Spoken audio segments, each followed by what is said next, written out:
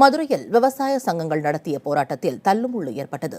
தமிழகத்தை வறட்சி பாதித்த மாநிலமாக அறிவிக்க வேண்டும், விவசாயம் பொய்த்ததால் மனம் உடைந்து உயிரிழந்த விவசாயிகளின் குடும்பத்தினருக்கு 10 லட்சம் ரூபாய் இழப்பீடு வழங்க வேண்டும், கருகிய பயிர்களுக்கு இழப்பீடாக ஏக்கருக்கு 25,000 ரூபாய் வழங்க வேண்டும் என்பது உள்ளிட்ட 8 கோரிக்கைகளை வலியுறுத்தி விவசாயிகள் போராட்டத்தில் ஈடுபட்டனர். தமிழ்நாடு விவசாயிகள் சங்கம், இந்திய விவசாய தொழிலாளர் சங்கம் உள்ளிட்ட சங்கங்களைச் சேர்ந்த விவசாயிகள் திருவள்ளுவர் சிலையில் இருந்து காய்ந்த பயிர்களுடன் போராட்டத்தை தொடங்கினர். மதுரை மாவட்ட ஆட்சியர் அலுவலகத்தை அடைந்த விவசாயிகள் அங்கு காத்திருப்பு போராட்டத்தில் ஈடுபட முயன்றனர். அப்போது காவல்துறையினர் விவசாயிகளை அப்புறப்படுத்தினர். தங்களை தரக்குறைவாக பேசிய காவல்துறையினர் அத்துமீறலில் ஈடுபட்டதாக விவசாயிகள் தெரிவித்துள்ளனர்.